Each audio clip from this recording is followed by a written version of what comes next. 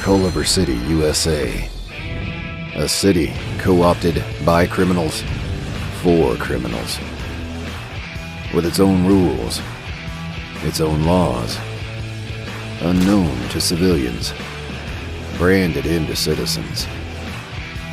Much blood was spilled over decades to keep the secret, as well as the peace. These chronicles reveal that secret. Read with care, and prepare for the war that comes. Culliver City Chronicles. Call 1-800-KILLAGUY.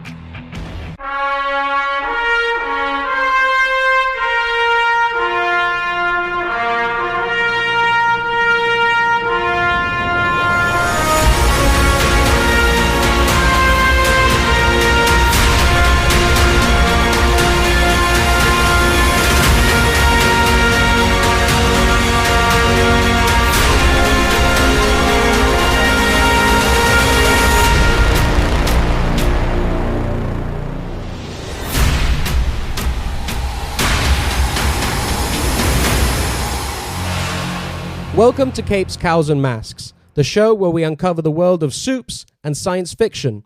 And welcome to one of our deep dive episodes where we pick a topic or discussion point and go deep into what that means for us and our guest.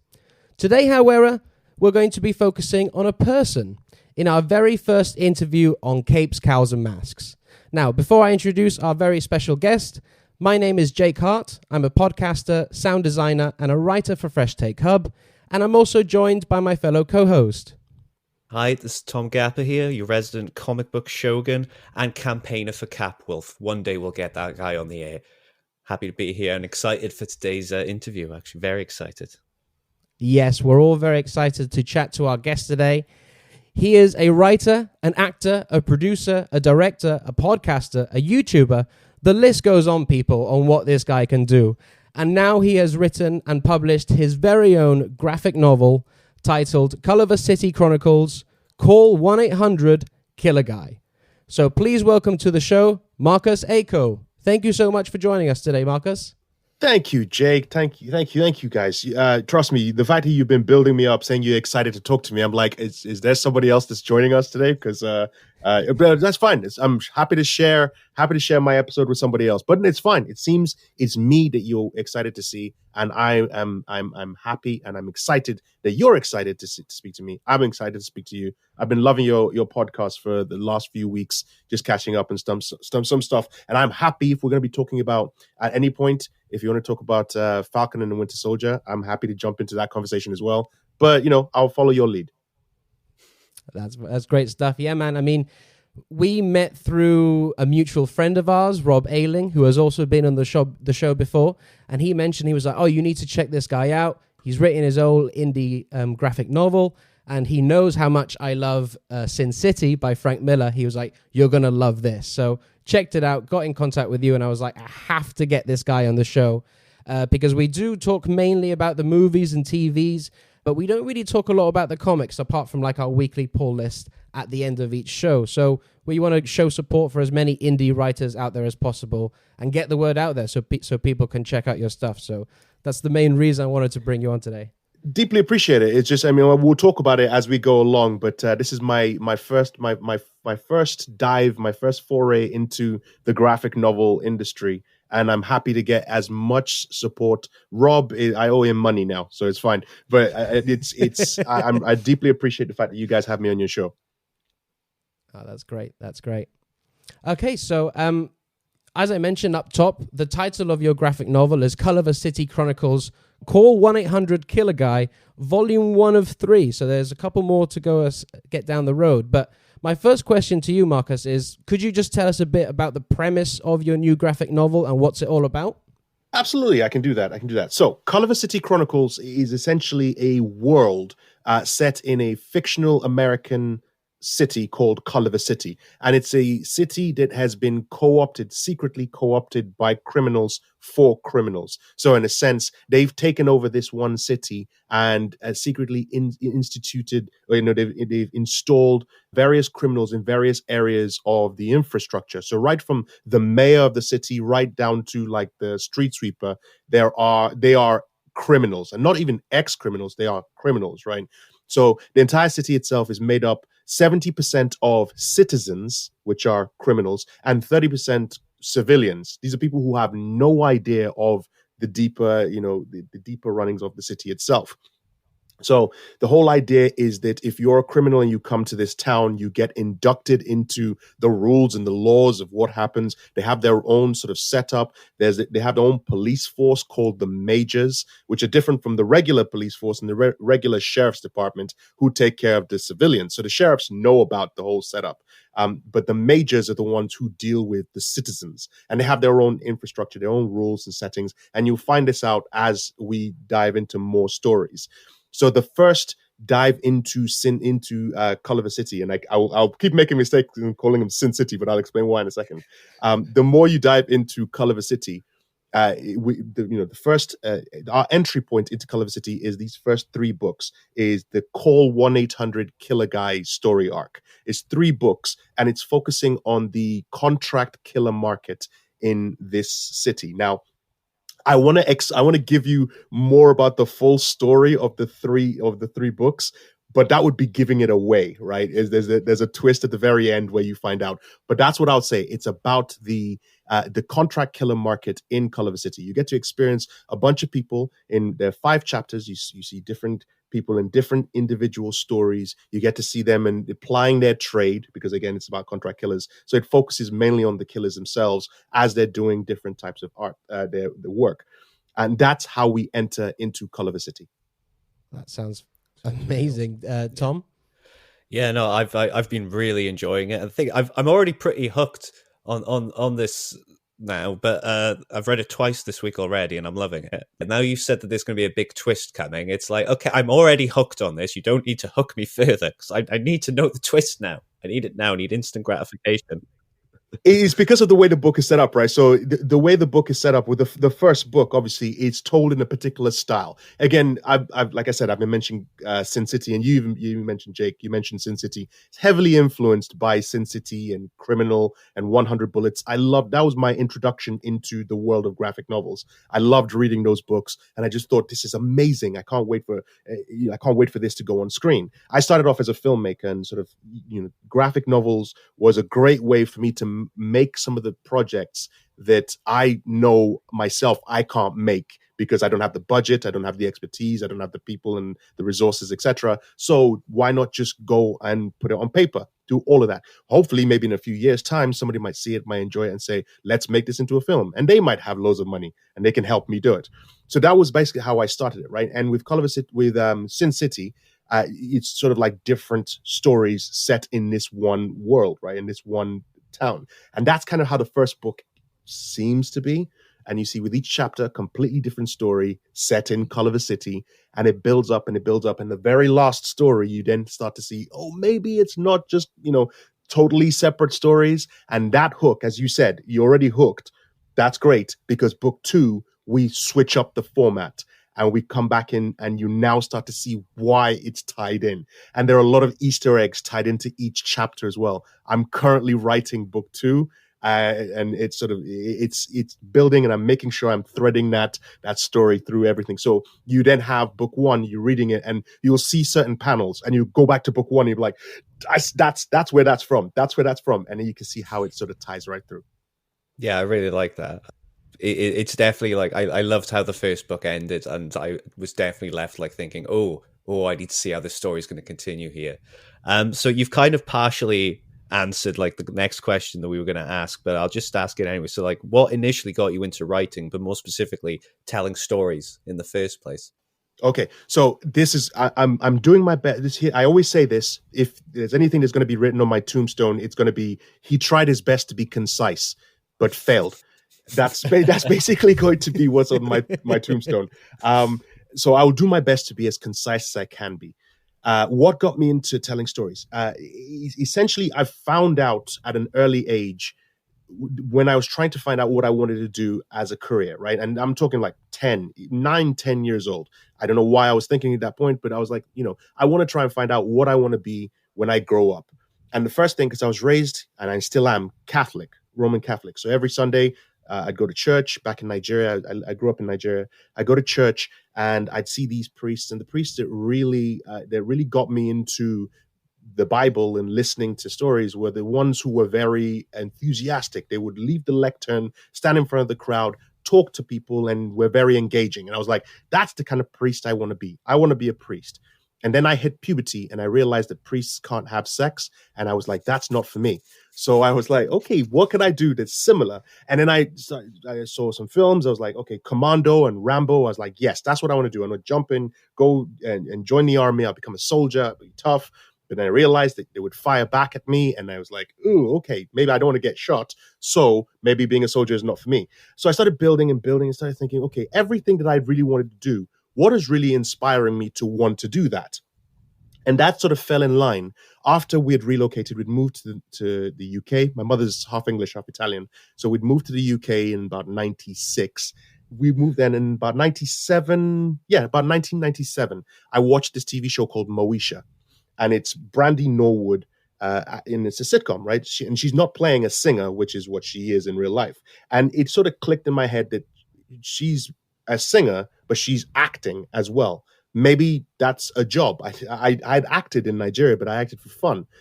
But that was the point where I had that turning point, realizing you could actually act as a career. And I realized that all of the things I wanted to do in the past was because I saw other people doing it.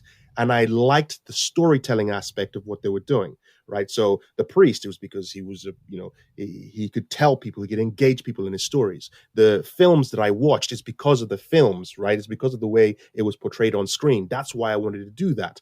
So I decided, you know what? That's what I want to do. I want to become an actor.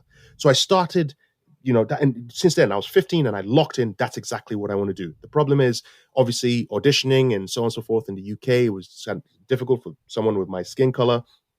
It's getting better, but we're not there yet. So going through that, I was like, you know what? I don't want to just go into an audition room and, see a lot of people that don't look like me and I don't get the parts and whatnot. So I'm going to start writing my own scripts so that I can go and get my work done. So I started doing that, started writing the scripts, started acting in those, theater plays and such. And that then led to me saying, okay, well, I don't like giving my scripts to other people because when they read the script and they say, I like this, but I want to change this and I want to change this. And I got really precious with my work. So I said, you know what? No, I will direct it and I will produce it and I will act in it and I'll write it.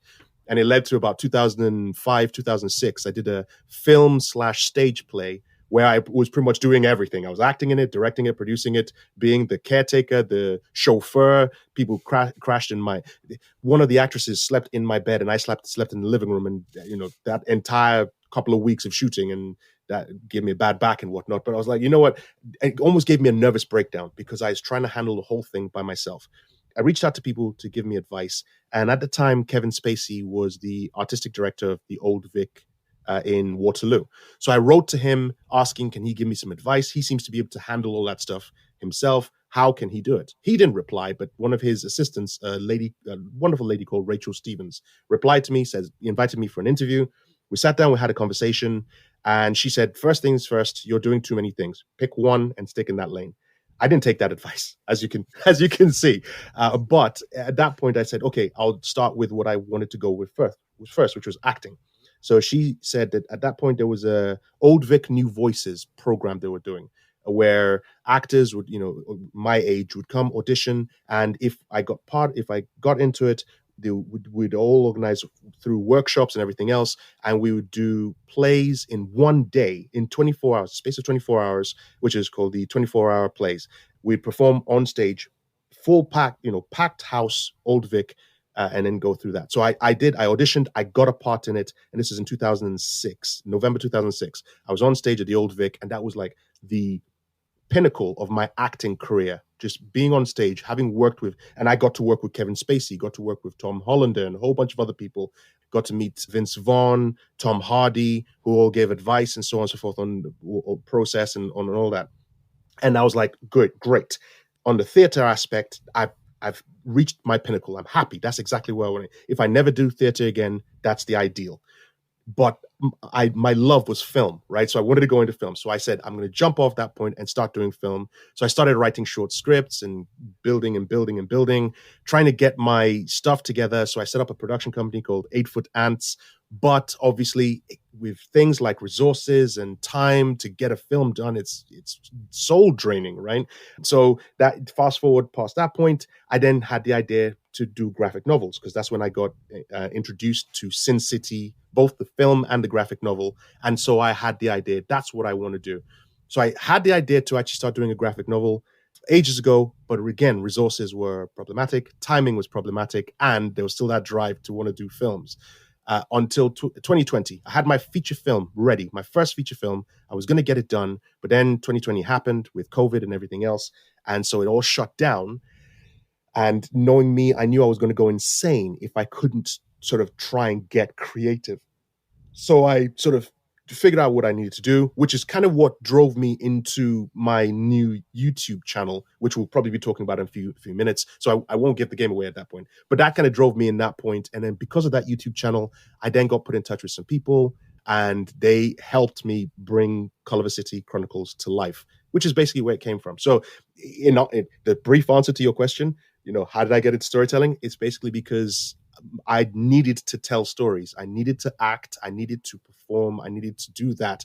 It was a need that has stuck with me since even before I knew it, since I was 9, before I realized what the situation was when I was 15. And then it's been with me ever since. I'm now 39, I guess. I have to try and remember, because I always forget how old I am. I'm 39 I'm going to be 39 this year in a couple of months. And I've felt exactly how I feel now as I did at 15, what it is I wanted to do, which is storytell or tell stories, act, produce, and so on. It's just now I'm doing all of it, which is why when you were introducing me, you mentioned all of those things. And it's true. It's not good advice to do all of that stuff yourself. You should get more experienced people. I'm improving. I'm beginning to delegate every now and again. So, but yes, that's how I got into storytelling. Wow, that's some journey you've gone through there, and really beautiful and powerful, and also, not shy to talk about some of the struggles you faced as an actor in the UK. I wanted to sort of talk about comics themselves, because you already sort of answered the question of where did you initially get the idea for making this graphic novel. But were you always a fan of comics, like from your childhood? Did you have comics in Nigeria, or did you discover them in the UK? Or was your first introduction to comics being introduced to Sin City? No, comics. We always been into comics. We had comics back in Nigeria. We have comics overseas. There's an idea of what Nigeria is, which is huts and people in grass skirts and throwing spears, which is the complete opposite. Nigeria, there are areas in Nigeria that have that, but then you have more. I wouldn't go as far as saying Wakanda style technology, but it's modern day, it's contemporary. So we did have comic books back then, and I was a Marvel kid through and through. A lot of people were, I knew friends who were more DC, who were more Batman, Superman, etc. Yes, I liked reading those stories, but they never really appealed to me. The ones that appealed to me, Spider-Man, Hulk, those two in particular, were the ones that I really got attached to. Hulk in particular was one that I grew up with, and I loved his story. And fairly recently, about maybe 6-7 years ago, again, I used to read the X-Men comics as well, but never really gravitated towards that. But I used to think, I would be Wolverine. If there's any superhero I was going to be, it would be Wolverine. And about 7-8 years ago, when I was actually learning how to drive, I still haven't learned how to drive, but when I was learning how to drive then, I had a realization while I was in the car. And it was because I was driving on the motorway and I was nervous. And obviously the driving instructor right next to me was saying, keep it calm, keep calm, keep calm. And there was a guy who was in front of me who was acting a fool in the way he was driving. And I had this vision in my head of me ripping the steering wheel, jumping out of my car, landing on his car and smashing his car to bits. And at that moment, I realized that's who I would be if I were a superhero. I'd be the Hulk. I'd be Bruce Banner. And that's why it appealed to me when I was a kid, because I had that residual anger just in there for whatever reason. I still haven't figured that out yet. It's still a pool in me. And on the surface and in interactions, I'm a cuddly teddy bear. I'm just that docile guy that would chat, make jokes and whatnot. But then when the rage is tapped, I can't control it. It's there, and that's why I gravitated towards the Hulk. Anyway, that's pretty much what I started reading, and that was way when I was like 9, 8, early ages. I'd go into the supermarkets, and if I'd been good that week, I would be allowed. It was a Mars bar and a comic book. So I'd always get Mars. It would be a Mars bar, and I'd get a Hulk comic book. So that was basically the comics I was hooked on.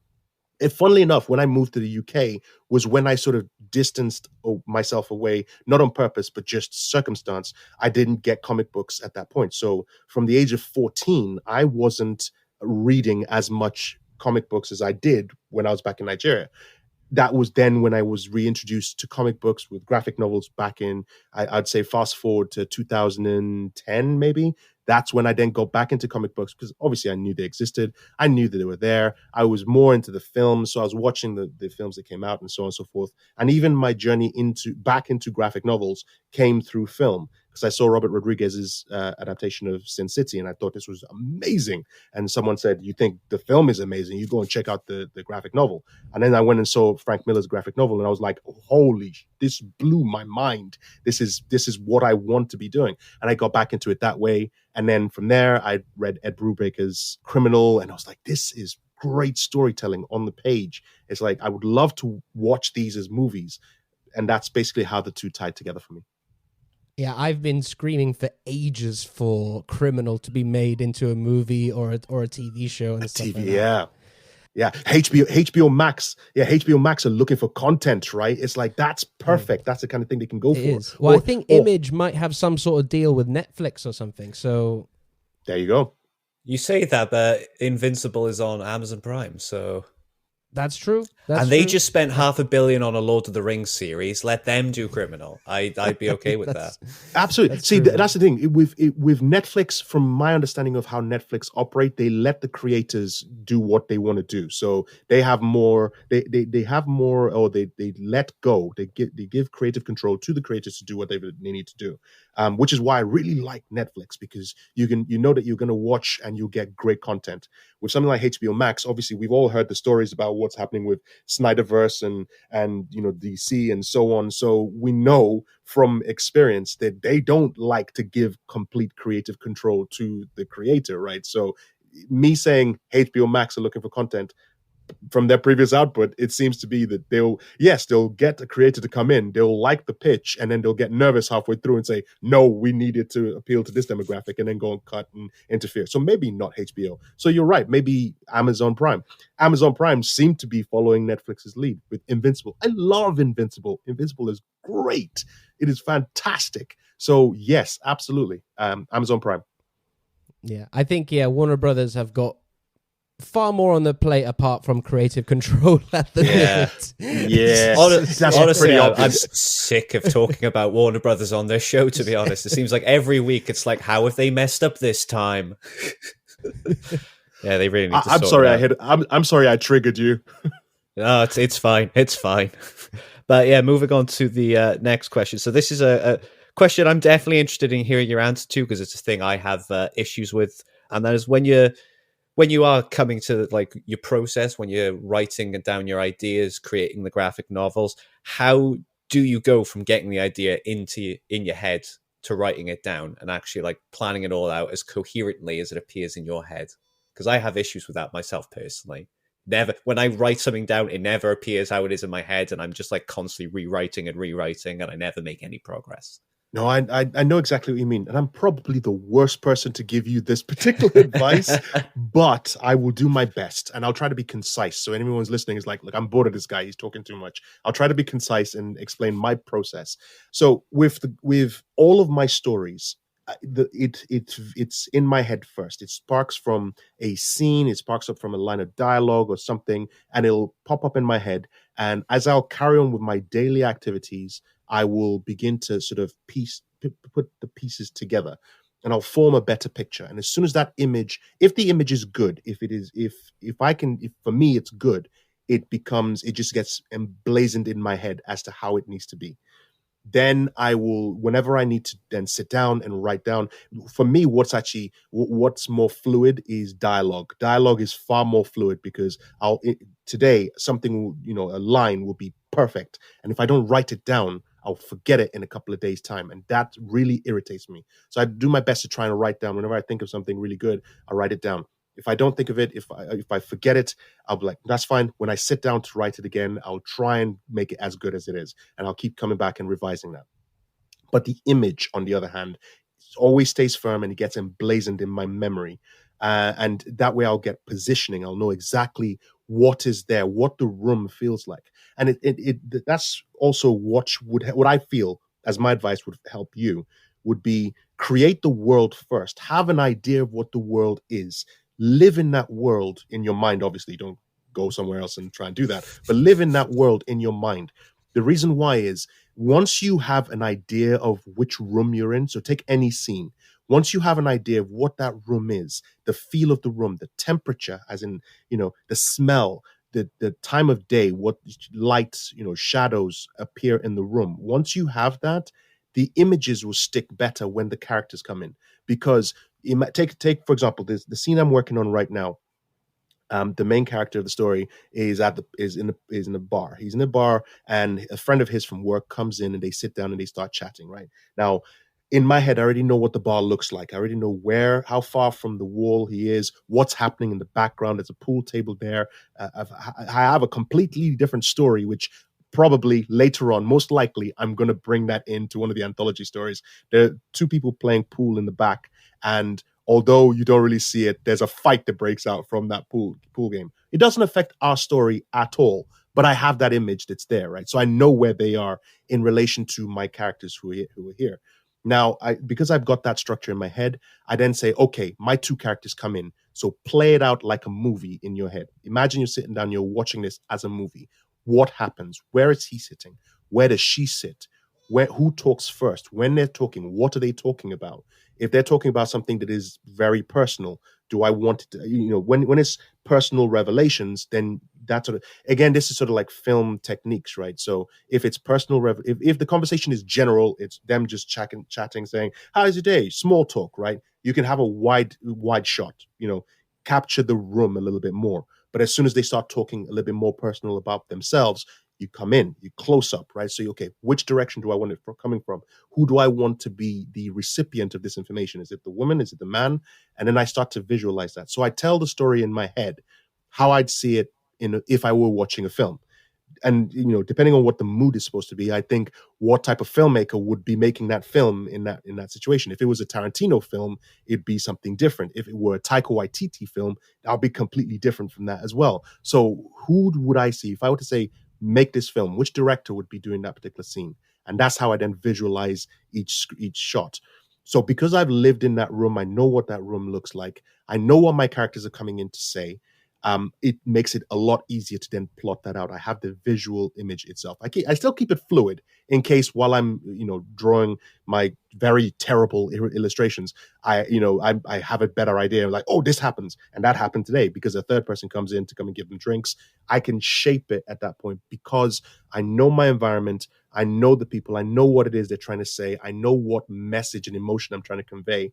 That's why it's easier in that regard. So in answer to your question, that's my process. I start off understanding what the story is, knowing which, scene by scene. I plot. I do a very high level through line from the beginning to the end. Right now, I know the full story from book one, book two, book three. I have the full story from beginning, middle, end. I know major scenes, so I get where we start, where we end. Then I go down one level and I say, okay, let's break down individual beat points and like, major twists, events that happen. And I focus when I get that scene, I focus on that scene. I say, okay, now we're stuck on this scene. So this is what we want to do. We're starting off here. We're going to end off here. So again, sort of do a microcosm. Each scene basically breaks down same thing. High level, we're going to start here. This will happen in the middle. This is where it ends. Now we'll break that down. This is what happens. This is how they beat. This is how the beats sort of change. This is how these character interactions, how they change, how they move around the room. What's there? What can they use in the room to reflect that and that's the thing. I try to keep my dialogue as well. I do a lot of dialogue, as you've probably noticed, on some chapters. But can I express something without having to use dialogue? I'll look at certain areas, and if I can, absolutely, I will use that. Use people in the room, things in the room. I'll give you an example of this one case in particular. The chapter I've just written. So there's this man in the room, and he's got he's having a conversation. He's got a drink in his hand. He's got a cigar in his hand, and his kids are in the corner. They're watching something on YouTube, right? So he's having a great day. He's just finished a phone conversation, and he walks over to them, and he's all playful and says, "Hey, what are you guys watching?" They give it to him. What he watches pisses him off, right? And it's part of the story. I don't want to give too much away. It pisses him off. So you see, it's in his facial expression. His facial expression changes. He says, "Hey, kids, head upstairs. I need to talk to my number 2 person." And he hands back the thing, but when he hands it back, the cigar that he's holding breaks in 2 in his hands, right? So you don't have to hear him say that he's pissed off. The cigar breaking is an example of he's angry. He doesn't want his kids to see him angry, but he takes it out on something that's already in the room, which is the cigar in his hand. So I visualize all of that stuff bit by bit because I've broken it down, and I start to see if there are areas that I can say, use something in the room that, instead of having to say it, then that's great. Like they say, show, don't tell. So I hold to that as much as I can. If I can show it by using something in the room, and the only way I'll be able to use something in the room is because I've lived in that room. I know what's there. So I can say, that's good. There's a fireplace in the room as well. He goes over there to sort of calm himself down. And then you pan towards, the camera pans towards something above the fire, and then you see a picture, and that picture tells you everything as to why he's pissed off. And you know straight away as soon as you see that picture. And that picture is the last frame of the entire chapter. So you never find out why he's pissed off. You know what he's reacting to, but you never find out why he's pissed off until you see the picture on the wall.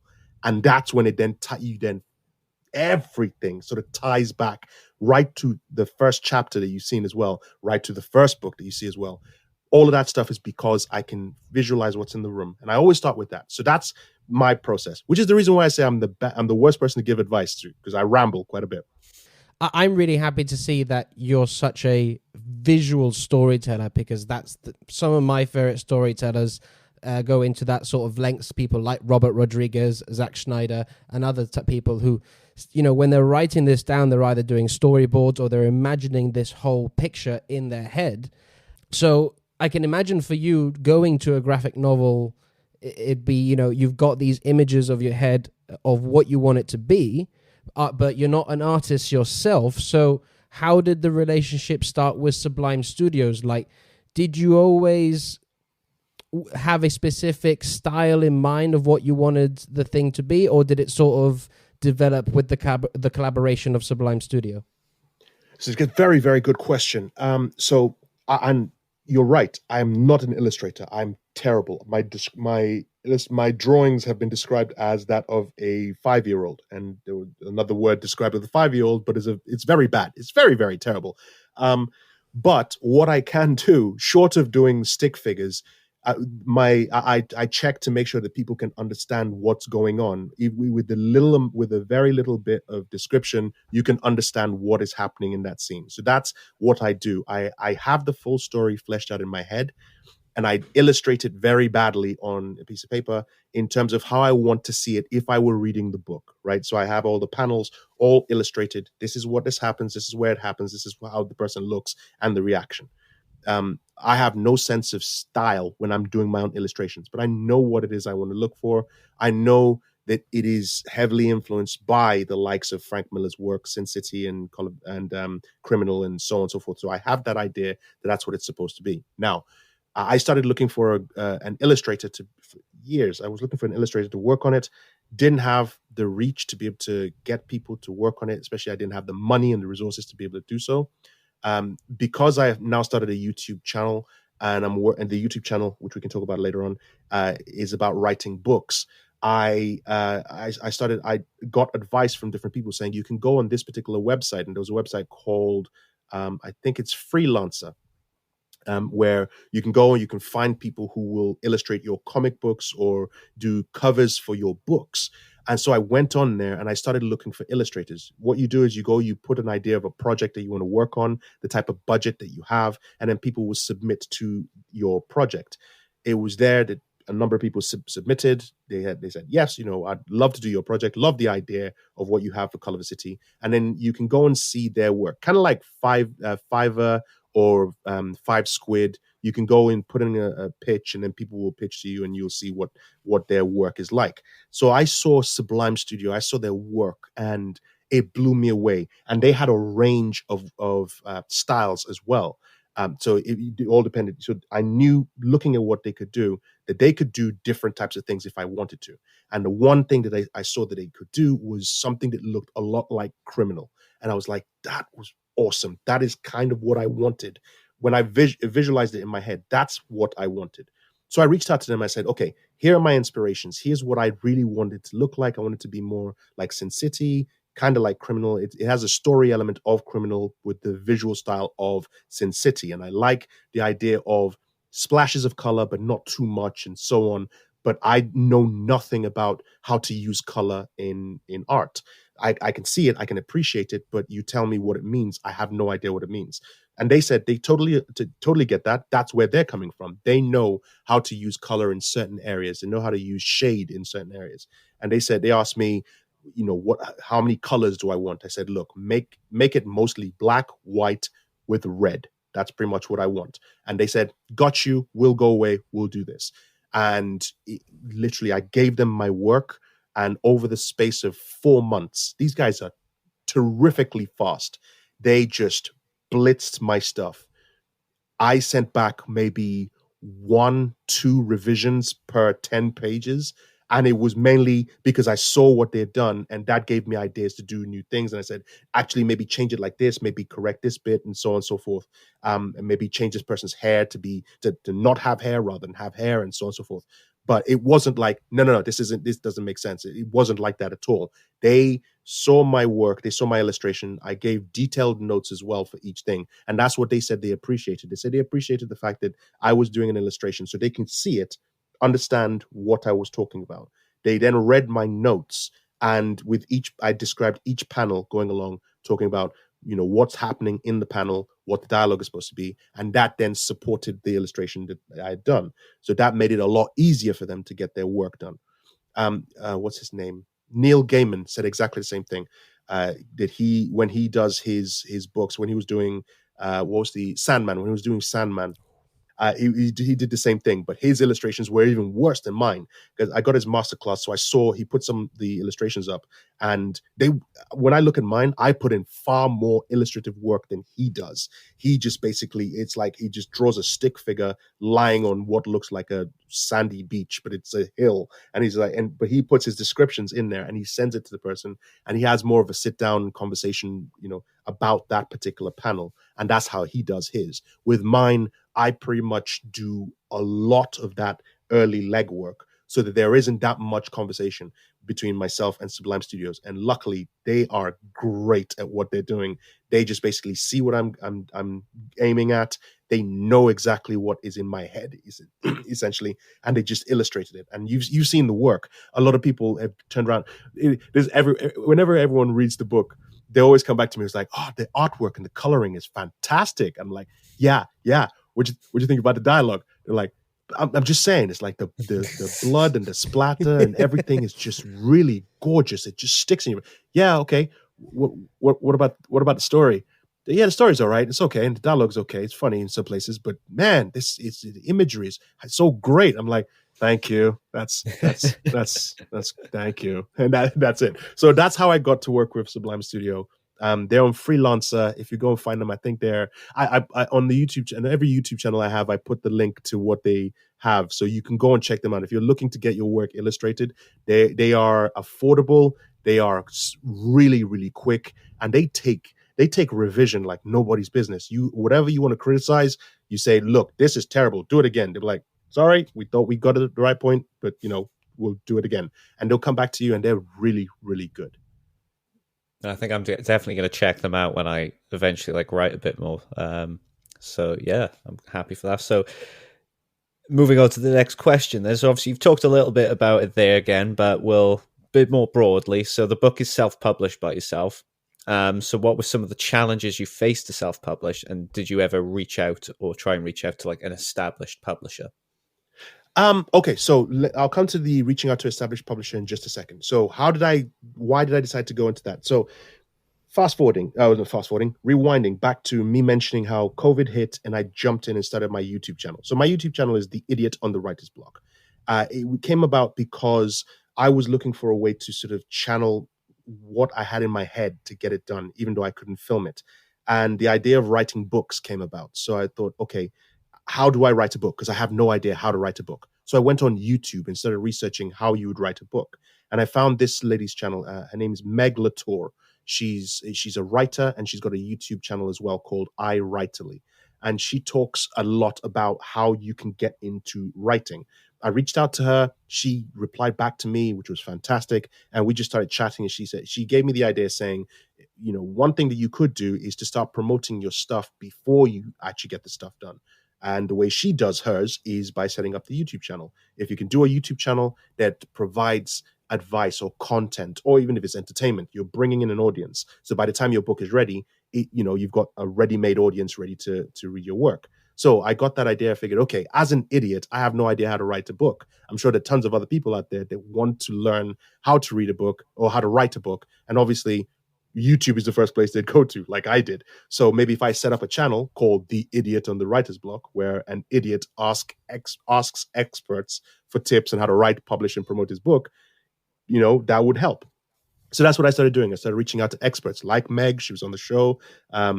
Sasha Black, she came on the show as well. And then I reached out to other people who were in the graphic novel industry. Neil Gibson, he has T-Pub, which is, I keep forgetting, it's terrible of me because my mind is just a sieve.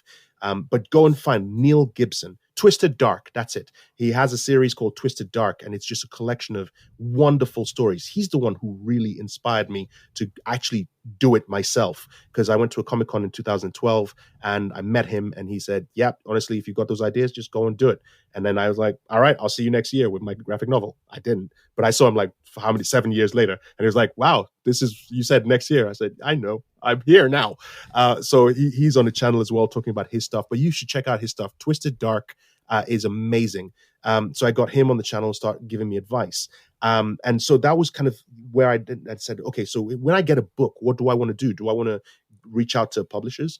But even without asking experts, I already had the idea that, and they confirmed it, that in order to get published, because you can't just send your stuff to publishers, and whatever it is, whether it's a book or a graphic novel or a comic book, you can't just send it to publishers, because if unless you're Idris Elba or Simon Pegg or what's her name, Emilia Clarke, right? Unless you're a recognized name, you can't just make a deal directly with the publishers. So what you'd have to do first is you have to get an agent, right? So what you have to do when you get your book done, you have to get an agent to be convinced that your book is marketable.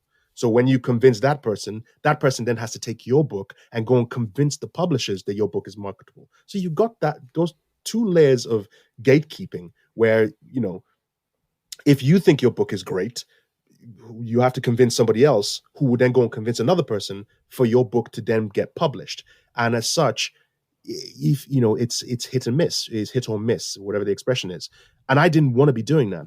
Plus, even if I were to be lucky enough to get an agent, and that agent would then get a publisher who's willing to publish my stuff, what then happens in that situation is the publisher then has to find the right time for that to occur, right? To place your book. They give their own tips on how to correct your book and so on and so forth. And after all that stuff has been done, they own your book. You don't own your book. They own your book. When they publish your book, it's effectively theirs. You can't do anything with it. So let's say, for example, if I publish Culliver City Chronicles with whatever publisher I want to go with, and take Robert Rodriguez or Tarantino, see it, and they say, really love this book, I really want to get it done. They may reach out to me personally and say, hey, I like your book. And I would be like, you take it, make a film, whatever. And then the publishers will turn around to me and say, no, this is not your book anymore. It's our book. Or rather, we have the rights to your book.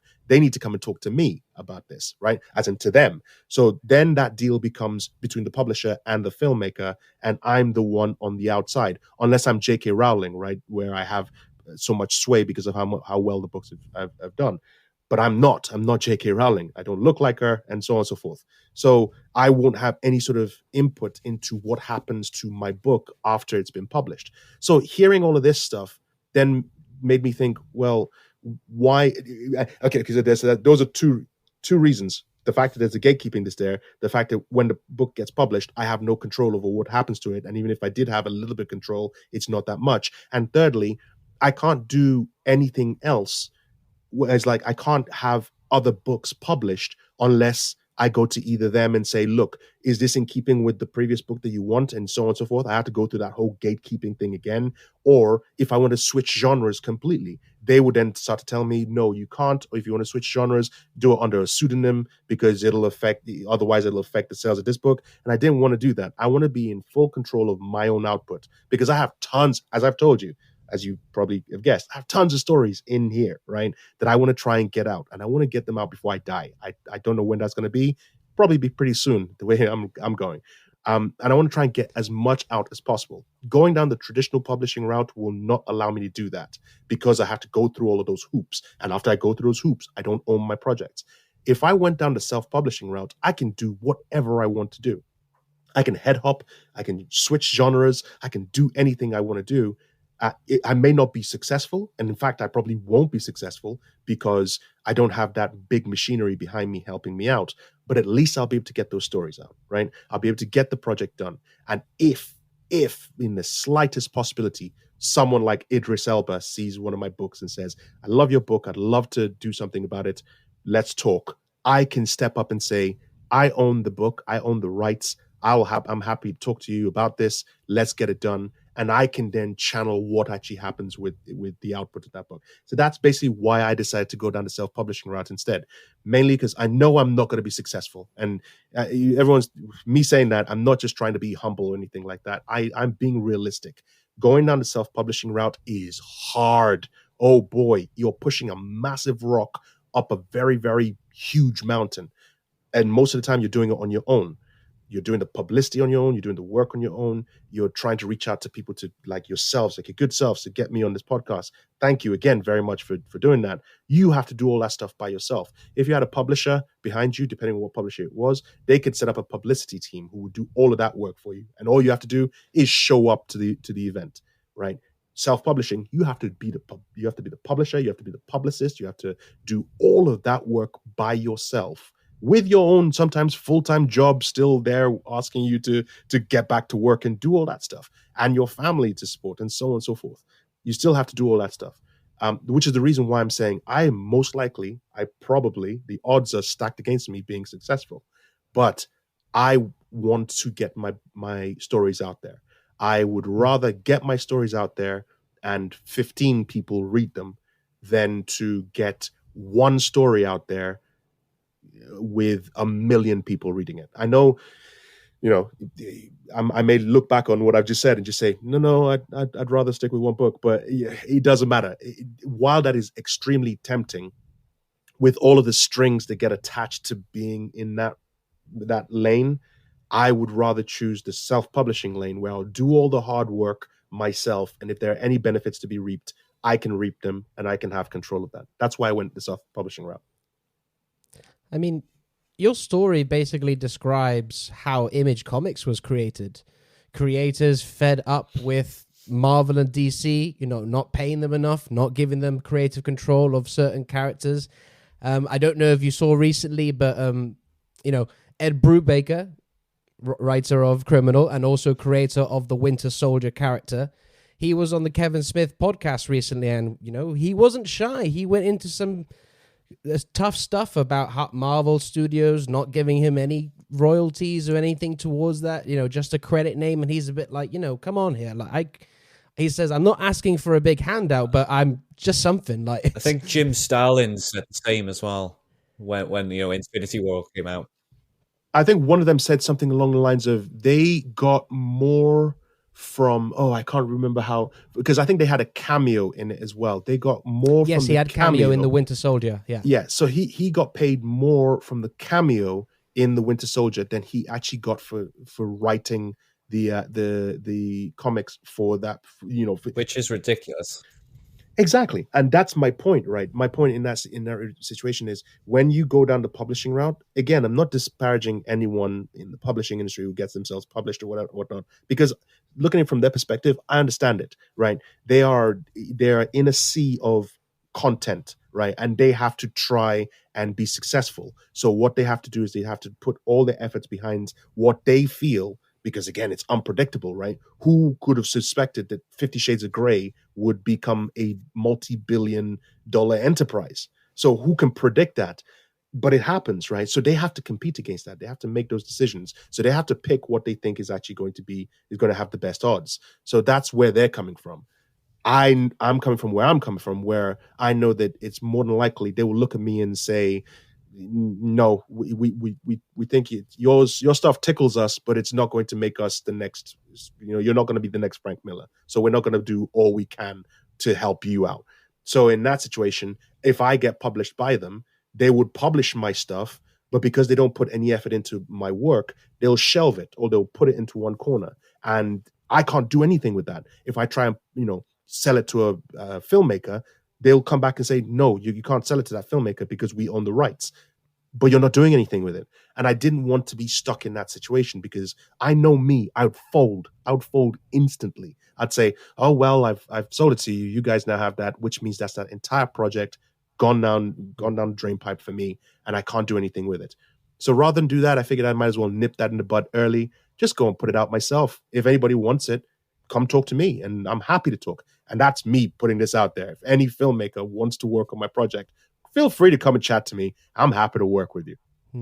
Well, that's why I really respect Image, because I think if Image came to you with an offer, Image are known for going, we'll publish this for you, we'll distribute it, but you own all the rights to your creative thing. Like Robert Kirkman, he owns The Walking Dead and Invincible. That's all his. You know what I mean? Image do not own any of that. He's probably rich as hell right now.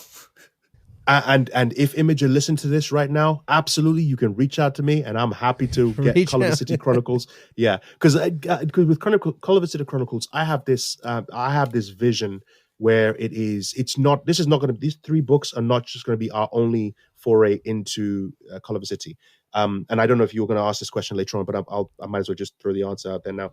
It's the first venture into Culliver City. I'm still going to, no matter how successful or unsuccessful the books are, I'm still going to carry on doing it. So my plan is these 3 books are going to come out. Immediately after these 3 books, I'm going to do an anthology book, which is going to be multiple short stories in the world of Culliver City. Again, I keep making that mistake of Sin City. In the world of Culliver City, right?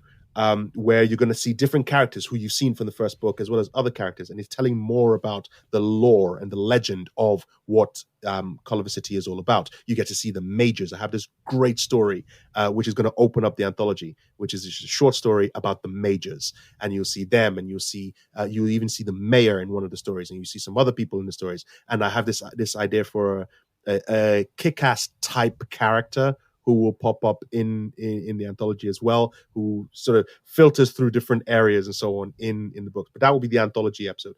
And then after that, I'm going to go on another 3-episode or 3-book arc in Culliver City. That one, I've already got that story mapped out completely. It's called the Escalante Experience. So it's basically going to be, and that one is more diving into the porn industry in Culliver City. And you get to see that and how it's again focusing on 3 characters and focusing on a retired porn star and a sleazy producer and so on. The idea is there. It's mapped out. It's all written. It's going to be set within the Culliver City Chronicles world, right? So that's the idea. So it's these 3 books. Call 1-800-Killaguy first, then the anthology, and then the Escalante Experience after that. I have to ask now, in the Escalante Experience, is there any opportunity we may see Area 69? You'll get stories. You will actually, funnily enough, Yes. At the very end of it, Area 69 is getting made. So yes, absolutely. Oh, fantastic! I love it. Well, I guess next question. I've lost where we are in terms of the question, so I'm just going to ask this one, and then Jake can ask whatever he wants afterwards. So this is just a straightforward question now. So no prep time, no like special circumstances, just straight up. Who would win in a fight, Frank Miller or Ed Brubaker? I'd say Frank Miller. The reason why I'd say Frank Miller is Ed Brubaker may be able to take him, right? Because again, the whole idea, you look at it and you think, yeah, size wise, everything else, he'd be able to take him. Frank Miller, on the other hand, has that crazy element to him. It's that unexpected element to him where you look at this guy and you think, yeah, and that would be the problem. I think in that particular fight, Ed would step in and say, I can take him. He's easy. Look at me. Look at him. I can take him. Frank would just be having some random thought about saying, I don't care how this fight is going to end, but what's going to happen at some point, I'm going to be biting that guy's nuts.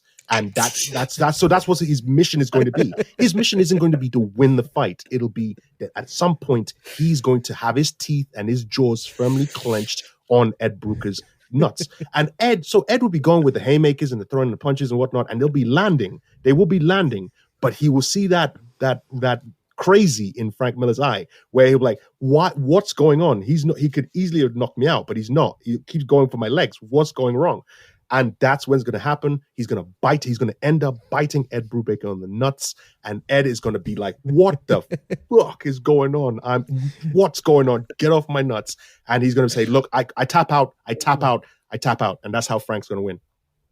I'm so glad we asked that question now. I'm so happy you said that, because whenever I read Sin City, whenever Marv pops up, I think this is just Frank Miller writing himself.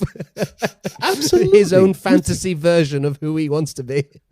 That's exactly what it is, right? And Marv is a great character to because you look at him and it's like he's just this huge. He's heart of gold, huge guy, right? Can take bullets and keep walking, right? That's who you expect it to be, and he's happy to do whatever he wants to do. You're right. I think Frank wants himself to be that guy, but I think he's more. Oh, I've forgotten the name of the character, the one that Elijah Wood plays in the movie. The silent. I can't remember the guy's name. Kevin. I think it's Kevin. The one that he's silent throughout. He's just got this smile just across his face every time. Even when, and you think about the reference when Marv finally ties him to the tree and chops him up into bits, and the dogs are eating him, and he's just got this smile. I think that's really who Frank is. That's who Frank Miller is. He wishes he were Marv, but he knows he's Kevin. That's amazing. You're a wizard, Kevin. All right. So you said that because one of my questions was actually going to be, do you plan on expanding this outside of these 3 books? You've already sort of answered that. So my sort of spin-off question to that, you being a director, a producer, an actor, filmmaker, do you see this world expanding outside of the written word or comic books? Would you like to see a television adaptation or a film adaptation? Would you like to be involved with it? And my second question to that is, who would be your fan cast picks for Ray and Kenny? Okay, let me answer the first question first, and I'll come to that final question because I already have the answer to that.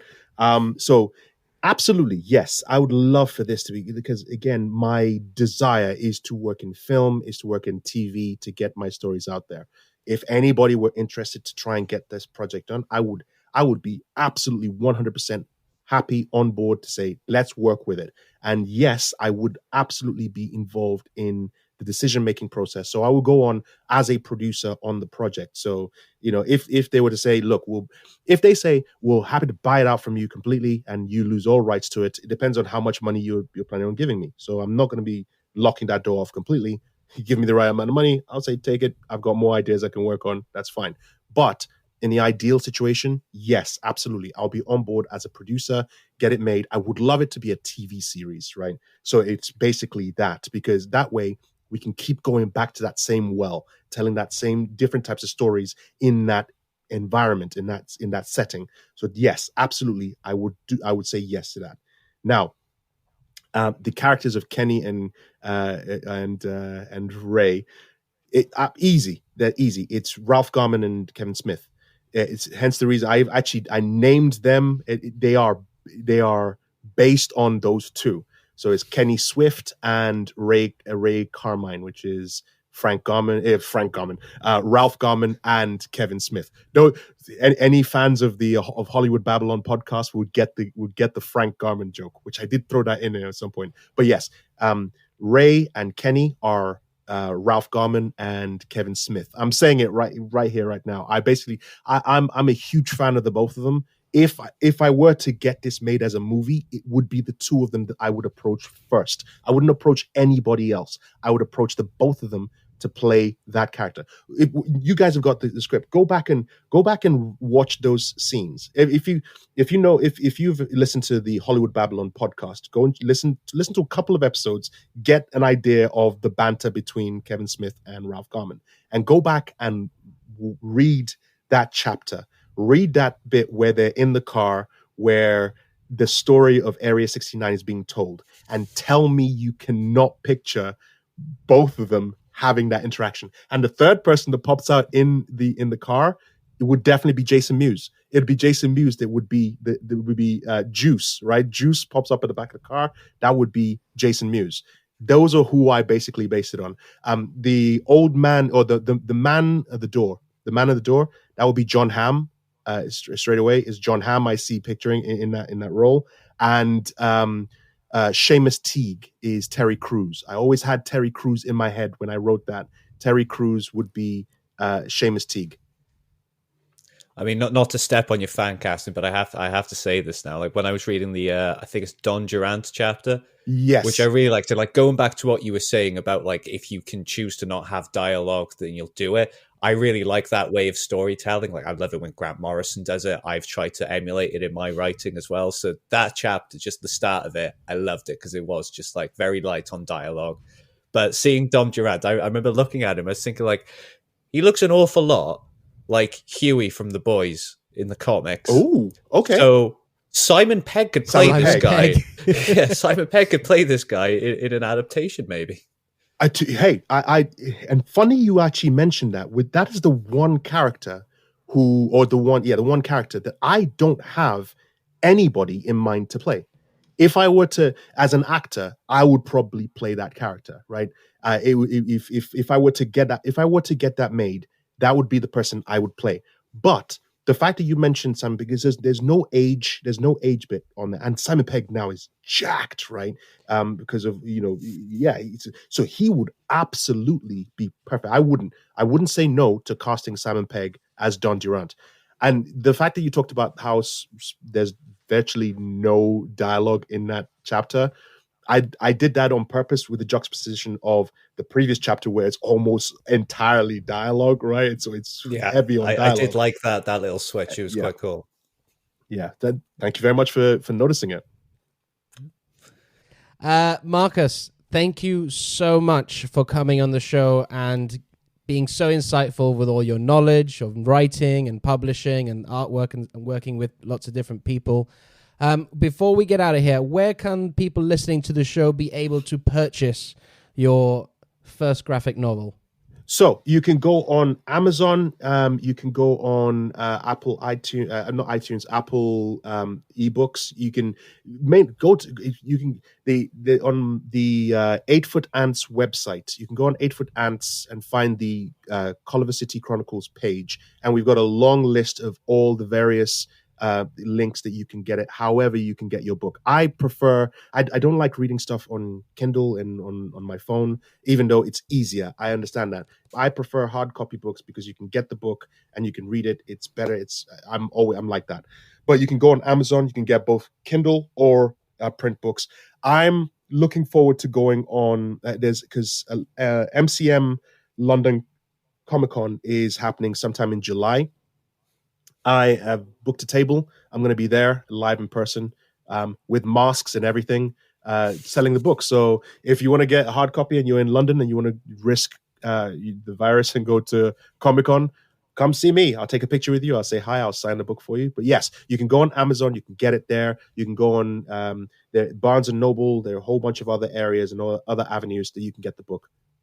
Or just go and check on my Twitter page for The Idiot on the Writer's Block. The Twitter handle on all social media is ION Writer's Block. And I always put links to how you can get the book in various avenues. And you're also on YouTube. Could you let the people know what you're doing there as well? Absolutely. So I don't know if you caught the number of times I've mentioned it so far in this last hour. It's called the Idiot on the Writer's Block. So you just go onto YouTube, type in The Idiot on the Writer's Block. You will see me rabbiting on about how I'm asking experts for tips on how to write, publish, and promote my first fiction novel. So I'm writing a novel as well. It's a middle grade fantasy film, fantasy book, which was going to be a fantasy film until COVID. And then I decided to turn it into a book. And then the graphic novel came out, which is why I did another video on switching genres, because the graphic novel is not something you will give to a young kid, right? So it's hardcore. You should see the book 2. Book 2 is worse. So it's violent, it's graphic, neo-noir graphic novel. And I'm writing a literary novel, which is a middle grade fan fiction, which is about some kids who go exploring with this interdimensional police officer to try and catch a killer and stop a megalomaniacal warlord. So it's more fantasy. There's no swearing. There's killing though, but there's no swearing, and it's all that kind of stuff. So on the YouTube channel, The Idiot on the Writer's Block, I talk all about that. I ask experts how to write books and so on and so forth. So you can check that out as well. I'll definitely be checking that out. Tom, how about yourself? Where can people find you and see what you're getting up to? Well, as per usual, you can find me on Twitter at Gapperboy, where I deliver hard-hitting opinions on the current state of comics whilst simultaneously campaigning for Cap Wolf to be MCU canon. I will make it happen one day, I swear. Even if I got to take over Marvel to do it. Feige, you better watch out. I'm coming for you. It's going to storm the Capitol. I am. Wait. Let's not. No, don't make that comparison, please. How do you spell your Twitter handle?